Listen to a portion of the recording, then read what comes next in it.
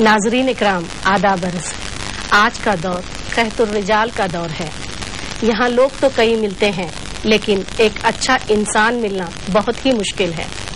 किसी शायर ने क्या खूब कहा है, अवतार मिले कोई ये अरमान कहाँ है, अवतार मिले कोई ये अरमान कहाँ है, मैं ढूंढता फिरता हूँ कि इंसान कहाँ है।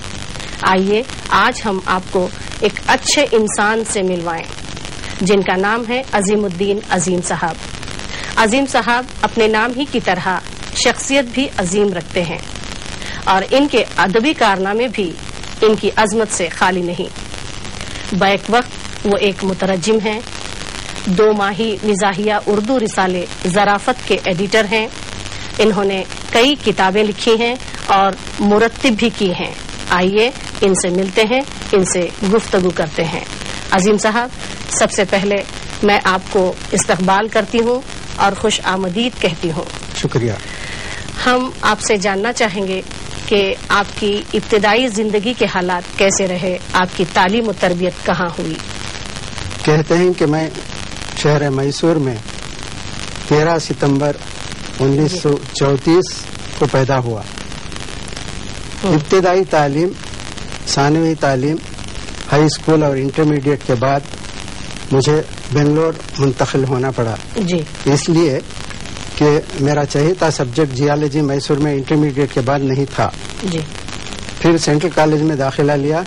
सेंट्रल कॉलेज में 1959 तक रहा, फिर वहां से फारिग हुआ जी। तो शुरू से ही आप साइंस के तालिब इल्म रहे जी। एक लिहाज से मुझे कहने दीजिए कि आप साइंटिस्ट हैं, मादनियात और माहिर अर्जियात में कह सकती हूँ, लेकिन इसके बावजूद अदब की तरफ आपका रुझान कैसे बढ़ा? मैसूर में जब मैं हाई स्कूल में था, उस वक्त से मुझे अदब की तरफ दिलचस्पी बहुत बढ़ गई थी जी। वहाँ पर हमारे एक बुजुर्ग दोस्त जनाब सलीम तमन्नाई साहब से मैं बहुत मुतासिर था। वो एक अच्छे अफसाना निगार हैं और उनके साथ मेरे मरहूम बहनवी साहब जी।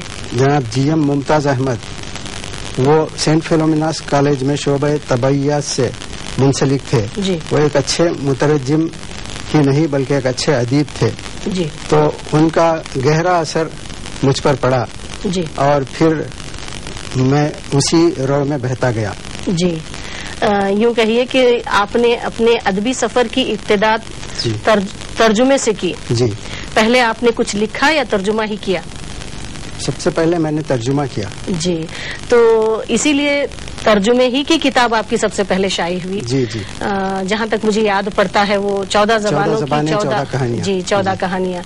तो 14 ज़बानों की मुंतखब करदा 14 कहानियों का तर्जुमा आपने किया है जी जी। तो इस किताब के तर्जुमा करने के दौरान आपने क्या महसूस किया? मतलब ये कि 14 ज़बानों की महारत क्या तर्जुमा करते वक्त जरूरी थी? देखिए, मैं शुरू से सेंट्रल साहित्य अकादमी का जो 2 माही रिसाला है जी। द इंडियन लिटरेचर, उसका मुतालिया रेगुलर करता था जी। तो उसमें सारी जितनी हिंदुस्तान की ज़बानें हैं उनका अच्छा अदब अंग्रेजी में मुंतकिल होकर शाया होता है जी। तो इसी तरह मैंने 14 ज़बानों की बेहतरीन कहानियों का इंतखाब किया और वो ज़बानें थी उड़िया, असमिया, बंगला, पंजाबी, तमिल, तेलुगु, राजस्थानी, सिंधी, कश्मीरी, कन्नड़, गुजराती, मराठी, मलयालम और हिंदी। तो इतनी ज़बानों के 14 कहानियों के जी का तर्जुमा किया उर्दू में और फिर 14 ज़बानें 14 कहानियों के उन्वान से किताब शाये की जी। बहुत खूब, आपकी किताब बहुत ही खूबसूरत है, लेकिन अक्सर लोग ये कहते हैं कि तर्जुमे के लिए जिस ज़बान से हम तर्जुमा कर रहे हैं उसमें माहिर होना ज़रूरी है। क्या आप ये ज़रूरी समझते हैं? नहीं, बिल्कुल नहीं। इसलिए कि वो जो जितनी भी कहानियाँ थी अंग्रेजी में थी जी। उस अंग्रेजी कहानियों से मैं उर्दू में तर्जुमा किया और اصل سے بالکل ملتا جلتا ترجمہ ہے. جی مجھے کئی خطوط ملے جی جنہوں نے کہا کہ لگتا ہے کہ اصل کہانی وہی ہے. جی بہت خوب. دیکھیے دیکھنے میں اکثر لوگ یہ مطلب یہ کہ کوئی آپ سے آپ کے بارے میں اگر پوچھا جائے تو یہ نہیں کہہ سکتا کہ آپ ایک مزاح نگار ہیں. آپ ایک سنجیدہ اور بردبار شخصیت کے مالک ہیں. تو میں یہ آپ سے سوال کرنا ضروری سمجھوں گی کہ آپ ادب میں مزاح کی صنف کی طرف کیوں آئے؟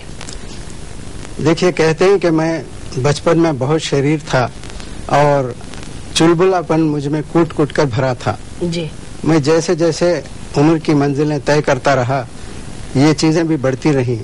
آخر کار میرا وہ چلبلا پن جو ہے مزاح کی شکل میں باہر آیا اور میں لکھنا شروع کیا. جی بظاہر تو آپ سنجیدہ رہے جی لیکن درون کا جو مزاحیہ پن تھا جی وہ مزاح کی صنف مزاح میں ظاہر ہوتا رہا. جی تو آپ نے کئی مزاحیہ مضامین لکھے پھر اس کو آپ نے کتابی شکل دی.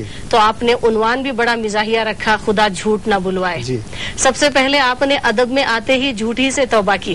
جی جبکہ ادب سارے کا سارا تخیلات کی بنیاد پر ہوتا ہے. تو یہ عنوان آپ کو کیسے سوجھا؟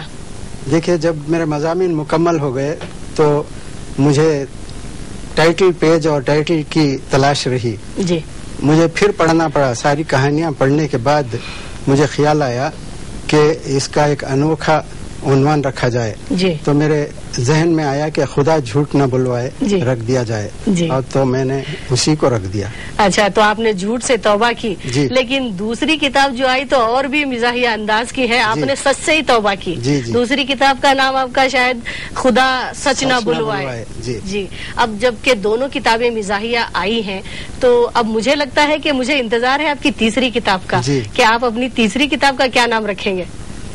نہ جھوٹ رکھوں گا نہ سچ رکھوں گا بلکہ کوئی ایک ایسا نام رکھوں گا جو آج تک کسی نے نہیں دیا. جی انشاءاللہ ایسے ہی ہو.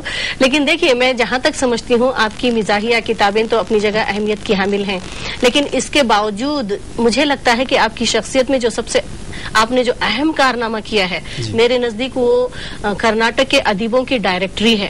یہ ڈائریکٹری گو کہ ایک ترتیب شدہ کتاب ہے لیکن اس میں جو آپ نے تقریباً 400 ادیبوں کا احاطہ کیا ہے. ان کے نام پتے فون نمبر ان کے مشاغل ان کی کتابوں کے نام. تو جو بھی کرناٹک میں اردو زبان کا جائزہ لینا چاہتا ہے اس کے لیے ضروری ہے کہ وہ اس کتاب کو رکھے اور اس کتاب کا مطالعہ کرے. تو میں آپ سے یہ جاننا چاہوں گی کہ اس ڈائریکٹری کی ترتیب کے دوران آپ کن کن صعوبتوں کو جھیلتے رہے اور کیا محسوس کرتے رہے اور آپ کو یہ کیسے خیال پیدا ہوا؟